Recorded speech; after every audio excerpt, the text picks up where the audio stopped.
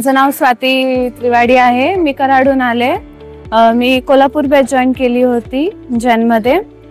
ती successfully complete झाली। त्यानंतर आता मी पोर्ट व्हिजिटला आलेले इथं, तर खूप छान झाली। तिथं CFS काय असतं, कंटेनरचे टाइप्स वगैरे सगळं सांगून दिलं आम्हाला। त्यानंतर शिवाजी म्युझियम मध्ये गेले, तिथं पण फुल हिस्ट्री समजावून सांगितलं सरांनी, खूप छान पण एक्सप्लेन केलं।